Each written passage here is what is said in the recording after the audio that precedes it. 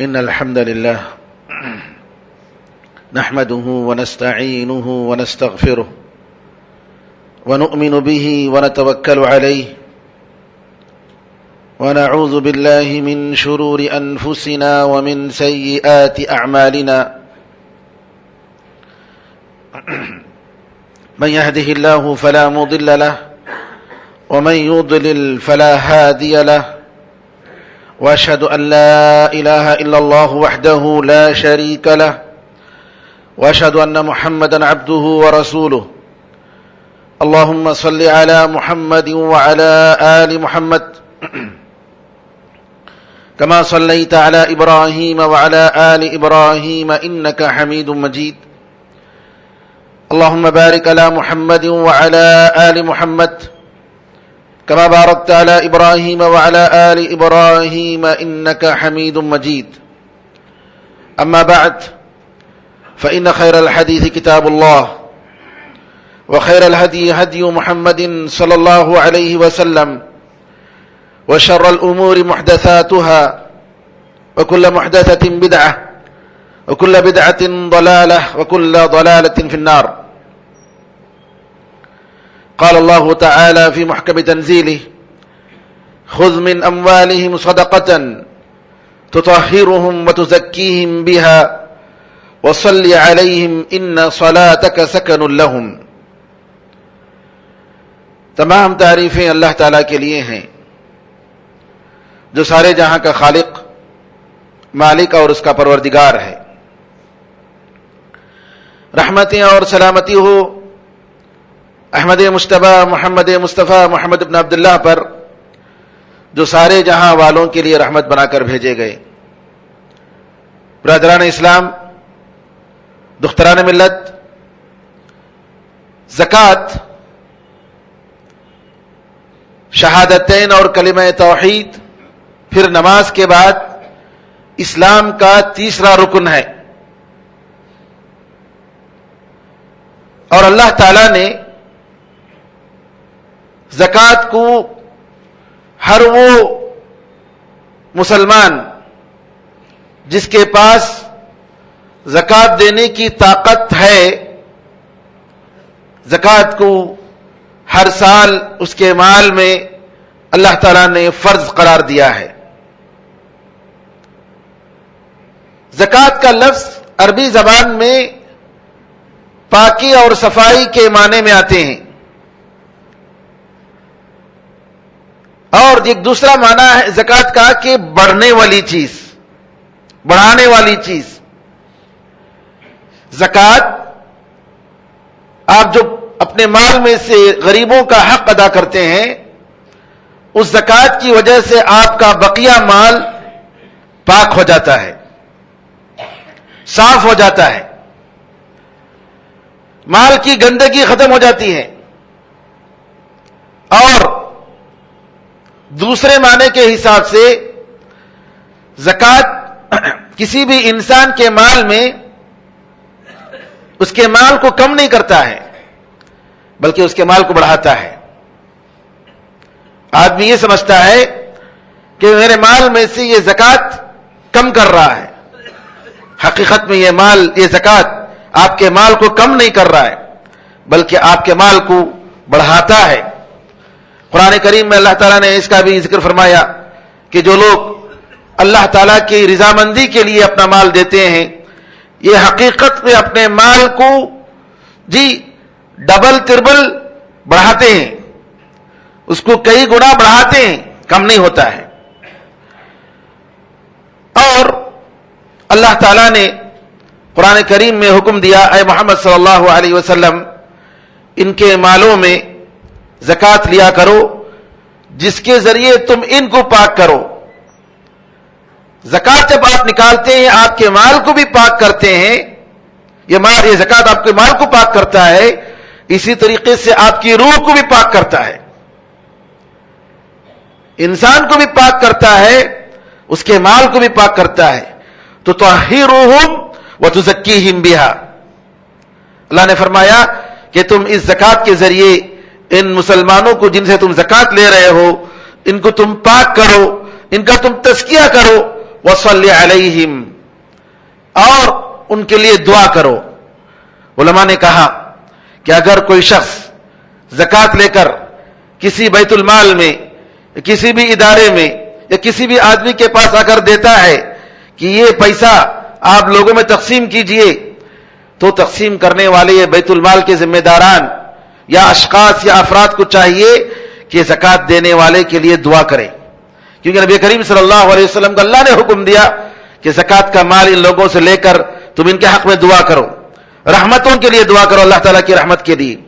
ان صلاتک سکن لہم، بے شک نبی کریم صلی اللہ علیہ وسلم کی دعا ان کے لیے سکون اور اطمینان کا باعث ہے۔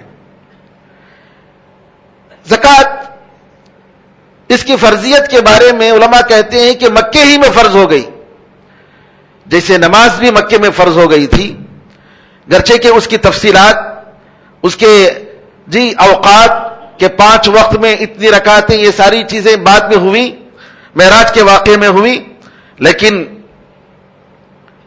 مکے میں ابتدا ہی سے نماز کے ساتھ زکوٰۃ کا حکم دیا گیا، اور اسی طریقے سے زکوٰۃ کے جو حدود ہیں، اس کا مقدار کہ کتنا دینا چاہیے، کب کس پر کتنا فرض ہوتا ہے، اس کی تفصیلات سب سن 2 ہجری میں مدینے میں ہوئی۔ زکوٰۃ کو اللہ تعالیٰ نے قرآن کریم میں 26 جگہ 20 پر 6 مرتبہ اللہ تعالیٰ نے قرآن نماز کے ساتھ ذکر کیا ہے۔ اسی لیے ابو بکر صدیق رضی اللہ تعالیٰ عنہ نے رسول اللہ صلی اللہ علیہ وسلم کے انتقال کے بعد جن لوگوں نے زکوٰۃ دینے سے انکار کر دیا، ابو بکر صدیق رضی اللہ عنہ نے کہا کہ میں ان سے قتال کروں گا، میں ان سے جہاد کروں گا۔ جو لوگ زکوٰۃ دینے سے انکار کرتے ہیں، ابو بکر صدیق رضی اللہ عنہ نے فرمایا کہ میں ان سے جہاد کروں گا، اور جہاد کیا آپ نے، کیونکہ کہا آپ نے کہ اللہ تعالیٰ نے زکوٰۃ کو نماز کے ساتھ ذکر کیا، اور اگر کوئی شخص نماز پڑھنے کے لیے تیار ہے لیکن زکوٰۃ دینے کے لیے تیار نہیں ہے تو میں ان سے لڑوں گا۔ اور ابو بکر صدیق رضی اللہ تعالیٰ عنہ نے باقاعدہ ان سے جہاد کیا اور اس فتنے کو ختم کیا۔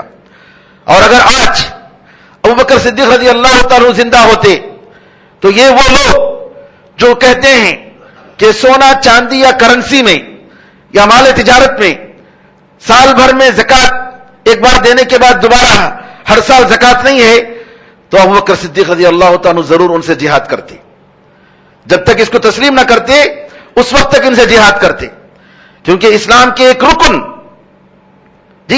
پلر اسلام کا ایک رکن ہے زکوٰۃ۔ اور اس زکوٰۃ کے بارے میں 1400 سال میں جن لوگوں نے، علماء کرام نے جو بات نہیں کہی، ان لوگوں نے، ان بدعتیوں اور خرافیوں نے ایسی بات کہی، نعوذ باللہ۔ گرچہ کہ وہ اپنے آپ کو توحید اور سنت کا نام لیں، لیکن یہ لوگ اہل باطل ہیں اور آئے دن نئے نئے فتوے دیتے رہتے ہیں۔ ان کے نئے فتووں میں سے یہ ہے کہ جن ملکوں میں روزہ 12 گھنٹے سے زیادہ ہے، 17 گھنٹے 20 گھنٹے، جیسا کہ انگلینڈ وغیرہ میں ہے، جرمنی وغیرہ میں، یورپ ممالک میں، ان لوگوں نے کہا کہ 12 گھنٹہ روزہ رکھے تو کافی ہے، اس وقت تک روزہ رکھنے کی ضرورت نہیں۔ اب میں یہ سوال کریں گے کہ اگر موسم سرما میں ان کا روزہ آتا ہے تو 4 گھنٹے کا روزہ ہوتا ہے، جسے گرما میں رات ان کی 4 گھنٹے یا 3 گھنٹے کی ہوتی ہے، تو موسم سرما میں رات دن جو ہے ان کا 4 گھنٹے کا ہوتا ہے، تو کیا اس وقت یہ لوگ 12 گھنٹے کا روزہ رکھیں گے کہ 4 گھنٹے کا روزہ رکھیں گے؟ قرآن کریم کی بالکل صحیح آیت کے خلاف اللہ تعالیٰ نے قرآن میں فرمایا ثم اتموا الصیام الی اللیل، کہ تم روزے کو رات تک پوری کرو۔ رات تک کا مطلب مغرب تک، جیسے کہ سنت میں باقاعدہ آیا ہے، لیکن ان کے جاہل مفتیوں نے، جن کو دین کا علم نہیں، جن کو عربی زبان کا علم نہیں، جو دین کے علم سے واقفیت نہیں، نعوذ باللہ یہ لوگ ایسا فتویٰ دے رہے ہیں آج کہ 12 گھنٹے اگر ایسے ملکوں میں روزہ رکھتے ہیں تو کافی ہے، نعوذ باللہ۔ زکوٰۃ کی مشروعیت، اس کے بہت ساری حکمتیں ہیں، بہت سارے اسباب ہیں، جیسا کہ میں نے کہا کہ نفس اور مال کو زکوٰۃ پاک کرتا ہے، اسی طریقے سے مال کو بڑھاتا ہے، اور اس کے مقابلے میں اللہ تعالیٰ نے فرمایا کہ سود کو اللہ ختم کرتا ہے، یمحق اللہ الربا ویربی الصدقات، سود کو اللہ تعالیٰ ختم کرتا ہے۔ آدمی کو دیکھنے میں لگتا ہے کہ سود کی وجہ سے میرا مال بڑھتا ہے، ہرگز نہیں، یہ مال بڑھتا نہیں ہے، یہ مال کم ہوتا ہے، اللہ تعالیٰ اس کو نقصان میں مبتلا کرتا ہے، اس کو برباد کر دیتا ہے۔ اللہ نے فرمایا ورب صدقات، زکات اور صدقات اور خیرات کو اللہ تعالیٰ بڑھاتا ہے۔ نبی کریم صلی اللہ علیہ وسلم فرماتے ہیں ما نقص مال من صدقہ، کہ کوئی مال صدقہ اور زکات کی وجہ سے کم نہیں ہوا۔ اور اسی طریقے سے اللہ تعالیٰ زکات کے ذریعے اپنے بندوں کو یہ سبق دیتا ہے، اے انسان، اس زکات کا اس مال کا حقیقی مالک اللہ ہے۔ اس مال کا حقیقی مالک تم نہیں ہو جو سمجھتے ہو کہ میں نے اپنے خون کو پسینہ بنا کر کمایا ہے، میں نے اپنی ہوشیاری کے ذریعے بزنس کر کے کمایا ہے۔ نہیں، اس مال کا حقیقی مالک وہ خداوند باری تعالیٰ ہے، وہ اللہ ہے۔ تمہیں تھوڑی دیر کے لیے مستعار تمہیں دیا ہے، اور یہ مال آج تمہارے پاس ہے، کل کسی اور کے پاس، پرسوں کسی اور کے پاس۔ جی، تو یہ اللہ تعالیٰ یہ بتانا چاہتا ہے کہ حقیقی مالک اس دنیا کے ہر چیز کا وہ اللہ تعالیٰ ہے، بندہ نہیں ہے۔ اور اسی طریقے سے اللہ تعالیٰ زکات کے ذریعے یہ سبق سکھاتا ہے کہ اے انسان، تم پیسے کے غلام نہ بنو، پیسے کے غلام نہ بنو، پیسے کی وجہ سے اپنے دین کو برباد نہ کرو، پیسے کی وجہ سے اللہ اور کی رسول اللہ صلی اللہ علیہ وسلم کی اطاعت و فرما برداری کو مت بھول جاؤ، بلکہ تم اللہ تعالیٰ کی شریعت کے مطابق، اللہ تعالیٰ کے حکم کے مطابق مال میں، اپنے حکومت، اپنی دولت میں اللہ تعالیٰ نے جو کچھ بھی تمہیں نعمتیں دی ہیں، ان ساری نعمتوں میں تم اللہ تعالیٰ کا حق ادا کرو اور اللہ تعالیٰ کے حکم کے مطابق تم اس کو استعمال کرو۔ مال آسمانی اور زمینی آفتوں سے مال کو بچانے والی چیز یہ زکات ہے۔ زکات کی وجہ سے اللہ تعالیٰ مال کو بچاتا ہے، مصیبتوں سے بچاتا ہے۔ اللہ تعالیٰ چاہے تو ہمارے پاس جو مال ہے، ہسپتالوں کے ذریعے، جو ناگہانی کسی مصیبت کے ذریعے، کسی حادثے کے ذریعے نعوذ باللہ، اللہ تعالیٰ ہمیں اور آپ کو عافیت میں رکھے، برباد کر سکتا ہے، ختم کر سکتا ہے۔ لیکن یہ اللہ تعالیٰ کی رحمت ہے، یہ اللہ کا احسان ہے کہ اللہ تعالیٰ نے ہمیں وہ مال استعمال کرنے کے لیے دیا۔ اسی طریقے سے زکات کی حکمتوں میں سے ایک حکمت یہ بھی ہے کہ زکات بخیلی، حرص سے انسان کو نجات دلاتی ہے۔ زکات کی وجہ سے انسان بخیلی، حرص کہ انسان کے پاس، انسان کے دل میں حرص، مال کا حرص ہوتا ہے۔ جب انسان وہ دیتا ہے تو اس کی وجہ سے الحمدللہ اس کی یہ دل کی بیماری سے اس کو نجات ملتی ہے۔ اور زکات کی وجہ سے سوسائٹی میں محبت، ایک مالدار جب غریب کا خیال کرتا ہے، غریب کو پیسے اٹھا کر دیتا ہے، تو اس غریب کے دل میں مالدار کے لیے محبت پیدا ہوتی ہے۔ حسد اور کینہ کپٹ نہیں، جلتا نہیں، بلکہ یہ سمجھتا ہے کہ یہ زکات دینے والا، یہ انسان، یہ مالدار غریبوں کا غم گسار ہے، غریبوں کا خیال کرنے والا ہے، تو کیا کرتا ہے، اس کے دل میں وہ رحمت پیدا ہوتی ہے۔ میرے بزرگوں، زکات کب انسان پر واجب ہے؟ زکات اس وقت انسان پر واجب ہے جب اس کی ضرورت سے زیادہ نصاب، اس شریعت نے ہر چیز میں، ہر مال میں نصاب متعین کیا ہے۔ سونے میں نصاب، چاندی میں نصاب، اس کی تفصیل آئے گی، جانوروں میں نصاب، کھیتی باڑی ہے، غلہ ہے، اس میں نصاب، تو ہر چیز میں نصاب۔ جب نصاب کو کوئی مال پہنچ جاتا ہے اور سونا چاندی کرنسی وغیرہ پر ایک سال گزر جائے، تب باقی کھیتی باڑی میں کاشت کے موقع پر جب کھیتی باڑی کاٹی جاتی ہے، اس کا فصل کاٹا جاتا ہے، اس وقت زکات دینا واجب ہوتا ہے۔ اور مالک جو مال مسلمان ہے اس کو آزاد ہونا چاہیے۔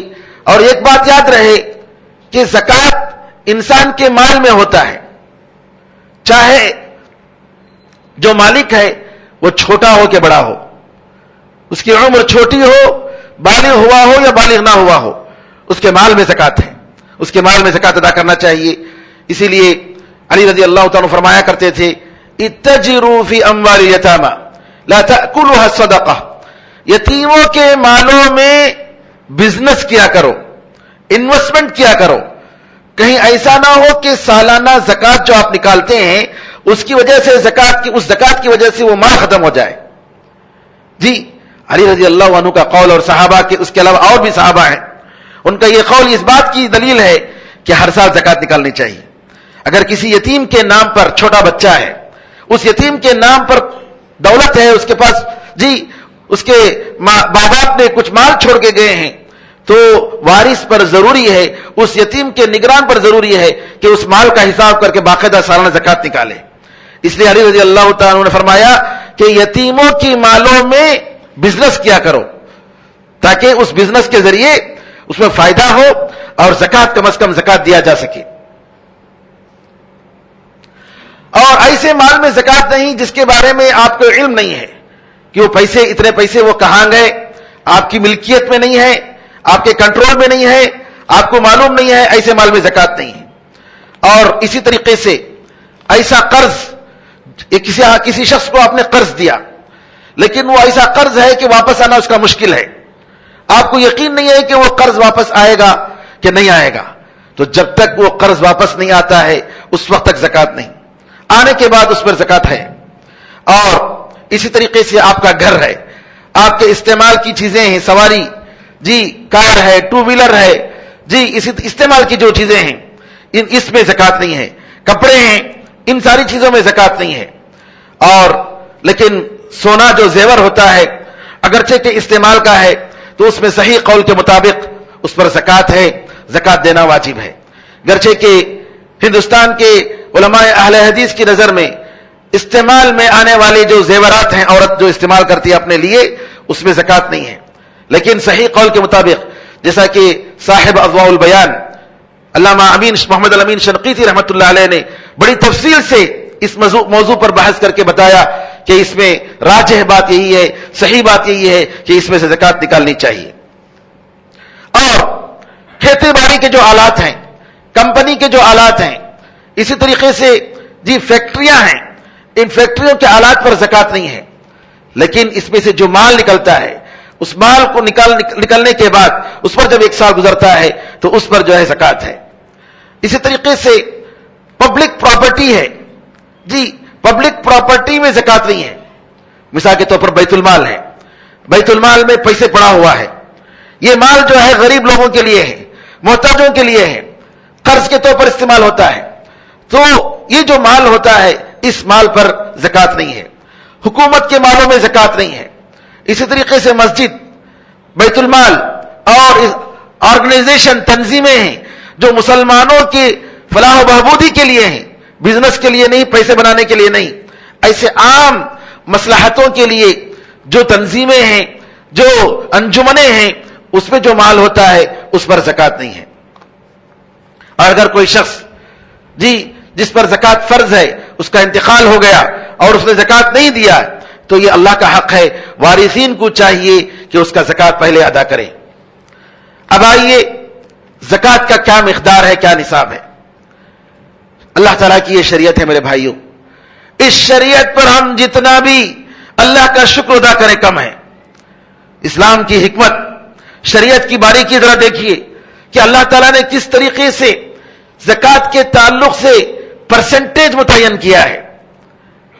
سب سے پہلے رکاز اس کو کہتے ہیں کہ آپ زمین بنانے کے لیے، گھر بنانے کے لیے زمین کھود رہے تھے، یا کوئی کھیتی باڑی کرتے ہوئے ہل چلا رہا تھا، زمین میں اچانک سونا نظر ملا. اس کو پرانے زمانے میں کسی نے سونا دفن کر دیا، خزانہ مل گیا اچانک، اس پر اس کا 5واں حصہ اسی وقت ادا کرنا ہے، سال بھر انتظار نہیں کریں گے. آپ کو ملا 5واں حصہ، فوراً کیا کریں گے آپ؟ اس کی زکات آپ نکالیں گے. 5واں حصہ کا مطلب یہ ہے کہ 20% اس میں کا آپ اٹھا کر کیا کر دیں گے؟ غریبوں کو دے دیں گے. یہ جو ہے زمین کا دفینہ جو ہے، کان وغیرہ ہیں، سونے کے کان ہیں، پیٹرول ہے، گیس ہے، اس میں جو محنت سے جو نکلتا ہے اور اس میں انسان کو محنت کرنی پڑتی ہے، آلات، کمپنیاں اور لوگ اس میں کام کرتے ہیں، تو اس میں جو ہے 40% سونے اور چاندی کا جو 40واں حصہ زکات ہے، 2.5% 2.5 جو سونے اور چاندی کا، کیونکہ اس میں انسان محنت کرتا ہے، محنت کے بعد وہ نکلتا ہے. لیکن آپ جیسا کہ میں نے بتایا کہ آپ نے گھر بنانے کے لیے زمین کھود رہے تھے، اچانک پرانے زمانے کا ایک دفینہ نکل آیا, سونا چاندی اس میں نکل آیا, تو اس میں فوراً آپ کو 20% آپ کو زکات ادا کرنی ہے. اس کے بعد دیکھیے شریعت کی حکمت, یہ ایک طرف سے محنت ہے. مثال کے طور پر کھیتی باڑی, کم محنت میں سے انسان جوتتا ہے اور جو ہے بیجے بوتا ہے, سب کچھ ہوتا ہے, لیکن پانی کا انتظام بارش سے جو ہے یا ندیوں سے جو ہوتا ہے, اللہ تعالیٰ کی قدرتی انتظام سے پانی کا انتظام ہوتا ہے. اپنے طرف سے سینچتا نہیں ہے یا موٹر کے ذریعے وہ پانی کا انتظام نہیں کرتا ہے. تو ایسے کھیتی باڑیوں میں ایسے فصلوں میں جو بھی غلہ نکلتا ہے تو 10واں حصہ دینا چاہیے. پہلے آپ نے دیکھا کہ 5واں حصہ نکالنا چاہیے, تو 20% یہاں جو ہے کم ہو گیا 10%, کیونکہ اس میں محنت ہے انسان کی, کھیتی باڑی کرتا ہے. لیکن پانی کا انتظام جو ہے وہ قدرتی اور فطری پانی ہے. اپنے طرف سے پانی سینچ کر یا بیلوں کے ذریعے سینچ کر یا موٹر کے ذریعے نہیں. اس کے بعد بیجتا بھی ہے, بیج لگانا بھی اس کا کام ہے, چاہے اپنے ہاتھ سے لگائے مشین سے لگائے, اور پانی کا بھی انتظام کرتا ہے. تو اس میں زکات کا جو حصہ دینا ہے وہ 20واں حصہ زکات کا حصہ دینا ہے, 5% دینا ہے. کم ہو گیا کیونکہ پانی کا انتظام بھی آپ کر رہے ہیں. اس کے بعد چوتھا حصہ دیکھیے کہ جس میں انسان بہت زیادہ محنت کرتا ہے, دن رات محنت کرتا ہے. سونا ہے, چاندی ہے, کرنسی ہے, روپیہ ہے, اسی طریقے سے بزنس کے آئٹمز ہیں. تو اس میں 40واں حصہ نکالنا ہے. آپ کے پاس جو مال ہے اس میں 40واں حصہ نکالنا ہے, یعنی 2.5% آپ کو زکات نکالنے کی ہے. سونا اگر 24 کیرٹ کا ہو خالص تو 85 گرام اگر پہنچ جائے, 85 گرام, تو اس میں آپ کو زکات واجب ہے اگر اس پر 1 سال گزر گیا. بالکل سونے کی طرح کرنسی, جو بھی مال تجارت وغیرہ ہے, یہ سب جو ہے سونے ہی کا حساب ہوگا. اسی طریقے سے آپ کے پاس شیئرز ہیں, شیئرز مارکیٹ میں آپ کے شیئرز ہیں, تو یہ بھی جو ہے سونے ہی کا حساب اس میں ہوگا. تو اس میں 1 سال جب گزر جاتا ہے, 85 گرام سونے کے برابر اگر اس کی قیمت ہو جائے تو اس میں سے آپ کو زکات نکالنی پڑے گی. چاندی کا نصاب الگ ہے, 595 گرام اگر کسی کے پاس چاندی ہو, عورتیں پٹی کے طور پر استعمال کرتی ہیں یا دوسرے کسی چیز کی شکل میں چاندی ہمارے پاس موجود ہے, 590 پر 5 گرام یا اس سے اوپر ہے, تو اس میں بھی آپ کو 2.5% زکات اس میں سے نکالنی پڑے گی اگر سال اگر گزر گیا. کھیتی باڑی ہے, غلہ نکل رہا ہے, تو جب غلہ نکلتا ہے اسی وقت زکات دیں گے. اور غلہ اور اناج کے لیے 612 کلو گرام 612 کلو گرام اگر وہ اناج کو پہنچ جاتا ہے, 612 کلو گرام یا اس سے زیادہ ہے, تو اس میں سے جیسا کہ تفصیل گزرا ہے اس میں آپ زکات نکالیں گے. قیمتیں جیسا کہ میں نے بتایا, سونا چاندی اور کرنسی میں زکات. پھر اس کے بعد کھیتی باڑی میں جو غلے نکلتے ہیں اس میں زکات, کان سے جو چیزیں نکلتی اس میں زکات, مال تجارت میں زکات, جانوروں میں زکات.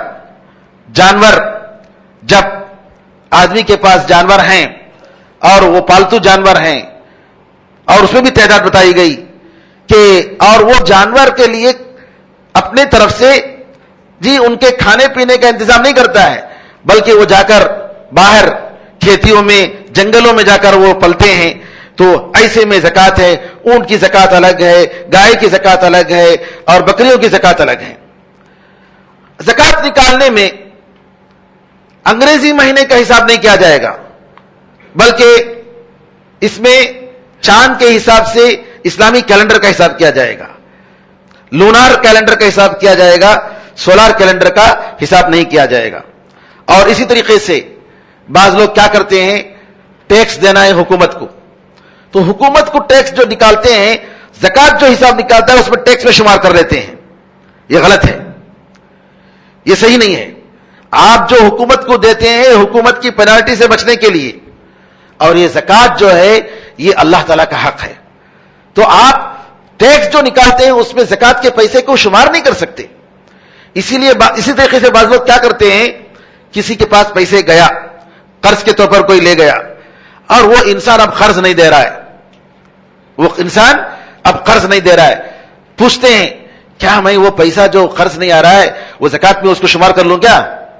نہیں. اگر آپ کی نیت پہلے سے تھی میں زکات کے طور پر اس کو دے رہا ہوں, تب اس کا حساب زکات میں ہو سکتا ہے. لیکن آپ جب دے رہے تھے آپ قرض کے طور پر دے رہے تھے, اس کو زکات کے طور پر آپ نے نہیں دیا, تو ایسی صورت میں اس کا حساب زکات میں نہیں ہوگا, بلکہ وہ حساب اگر ضائع ہوتا ہے تو آپ کے مالوں میں سے ضائع ہوگا, زکات میں اس کا اعتبار نہیں کیا جائے گا. اور اسی طریقے سے جو شیئرز ہیں, شیئرز میں آدمی جو بزنس کے لیے انویسٹمنٹ کرتا ہے اور اس میں جو کمپنیاں ہیں, مثال کے طور پر دودھ کی کمپنیاں ہوتی ہیں اور اس طریقے سے جانوروں کی کمپنیاں ہوتی ہیں, تو جس طریقے سے یہ مال ہے یہ سب جو ہے مال تجارت میں آتا ہے. اور اگر شریعت کے حساب سے جانوروں کی جس طریقے سے کوئی اگر شیئرز لیا ہوا ہے تو جانوروں کی جیسی زکات نکالنی چاہیے اس طریقے سے زکات اس میں نکالی جائے گی. کمپنیوں میں بعض کمپنیاں ایسے ہیں جو مثال کے طور پر ہوٹل کی شکل میں یا ٹرانسپورٹ کا انتظام کرتے ہیں لوگ, جی بسیں ہیں ان کے پاس, کاریں ہیں, کمپنیاں ہیں, تو ان کاروں میں اور اسی طریقے سے ان بسوں میں یا ہوٹلوں پر زکات نہیں ہے, بلکہ اس کے ذریعے جو آمدنی آتی ہے اس پر زکات ہے. جس طریقے سے ہم نے کہا کہ فیکٹری کے آلات پر زکات نہیں ہے, فیکٹری سے جو آمدنی آتی ہے اس پہ زکات ہے ایک سال گزرنے کے بعد. بالکل اسی طریقے سے اگر کسی کے پاس ٹرانسپورٹ کے لیے جو ہے اس کی کمپنی ہے, جی بڑی بڑی کمپنیاں ہیں, بسیں چلتی ہیں, کاریں چلتی ہیں اور ہوٹلز ہیں, لوگوں کو جو ہے کرائے کے طور پر کمرے دیتے ہیں, تو ایسے موقع پر ان بلڈنگوں پر زکات نہیں ہے, اس کی جو آمدنی آتی ہے اس پر زکات ہے.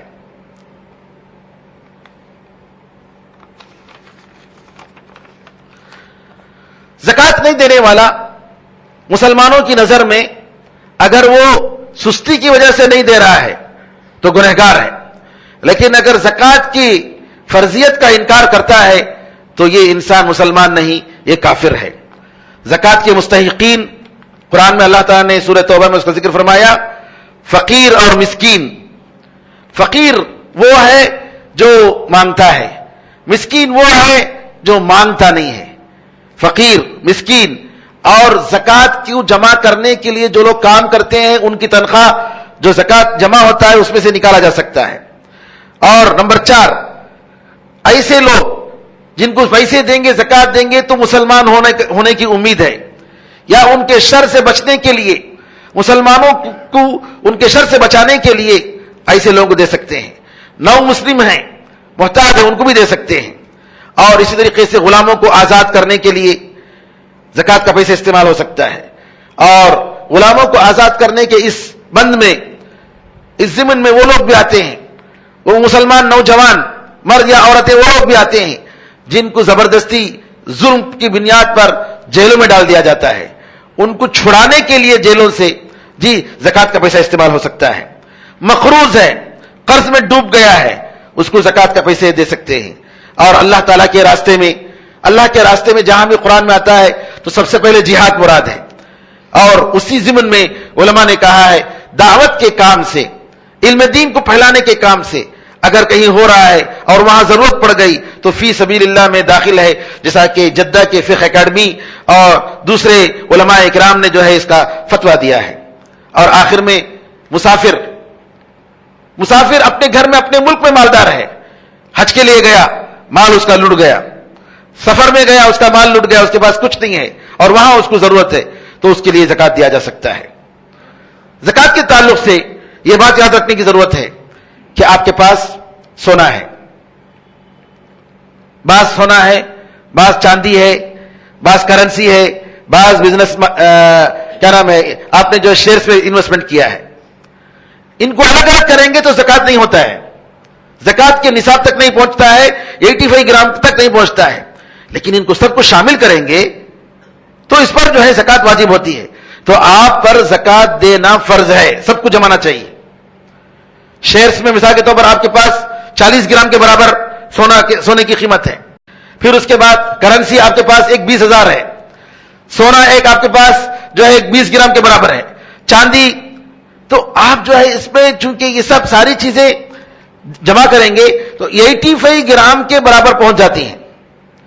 چاندی کو الگ کر دیجئے اگرچہ کیونکہ علماء نے کہا ہے کہ چاندی کا نصاب ہی الگ ہے، اور کرنسی کو گرچہ کہ علماء میں اختلاف ہے کہ کرنسی کا اعتبار سونے سے کیا جائے گا یا چاندی سے کیا جائے گا، لیکن بات صحیح یہ ہے کہ گورنمنٹ، ہندوستان کی گورنمنٹ میں، اسی طریقے سے باہر بھی ممالک میں وہ لوگ لکھتے ہیں کہ یہ جو ہماری کرنسی ہے، یہ کرنسی ہمارا روپیہ جو ہے وہ سونے کے مقابلے میں ہے، تو لہذا سونے ہی کا اعتبار کیا جائے گا، سونے سے اس کو جوڑا جائے گا.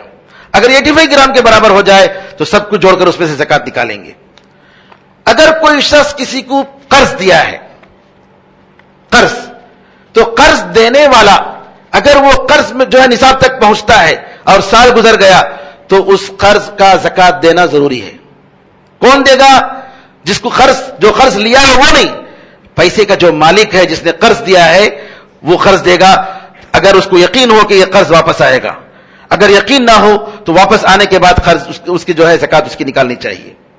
اور اگر کوئی شخص کسی کے مال میں زکات فرض ہو گئی، زکات فرض ہونے کے بعد وہ سستی کی وجہ سے یا کسی وجہ سے زکات اس کی نہیں نکال سکا، اس کے بعد 1 سال گزر جانے کے بعد بھی زکات نہیں نکال پایا اور وہ مال برباد ہو گیا یا اس مال میں کمی آ گئی، تو علماء نے کہا ہے کہ اس کی زکات نکالنا اس پر فرض ہے، کیونکہ اس کی تقصیر کی وجہ سے، اس کی تاخیر کی وجہ سے اس نے زکات نہیں نکالا ہے، گرچہ کہ وہ مال برباد ہو گیا اس کا زکات وہ نکالے گا، یہ اللہ کا حق ہے. اللہ تعالیٰ سے دعا ہے کہ اللہ تعالیٰ ہم سب کو دین حق کو پہچاننے اور اس پر عمل کرنے کی توفیق عطا فرمائے، ہماری عبادتوں کو قبول فرمائے. آمین یا ارحم الراحمین. بارک اللہ لنا ولکم فی القرآن العظیم ونفعنا وإیاکم بالآیات والذکر الحکیم. انہ تعالی جواد کریم ملک الرؤوف رحیم رب حلیم.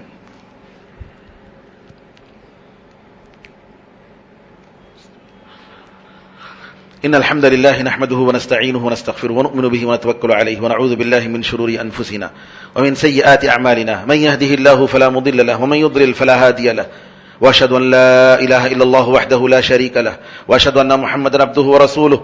اللهم صل على محمد وعلى آل محمد كما صليت على إبراهيم وعلى آل إبراهيم إنك حميد مجيد. اللهم بارك على محمد وعلى آل محمد كما باركت على إبراهيم وعلى آل إبراهيم إنك حميد مجيد. وصل على جميع الأنبياء والمرسلين والملائكة المقربين والخلفاء الراشدين وعلى جميع الصحابة أجمعين ومن تبعهم بإحسان إلى يوم الدين. اللهم أعز الإسلام والمسلمين، اللهم انصر الإسلام والمسلمين. عباد الله رحمكم الله، إن الله يأمر بالعدل والإحسان وإيتاء ذي القربى وينهى عن الفحشاء والمنكر والبغي يعظكم لعلكم تذكرون. فاذكروا الله يذكركم وادعوه يستجب لكم ولذكر الله أعلى وأولى وأعز وجل وهم وتم أكبر.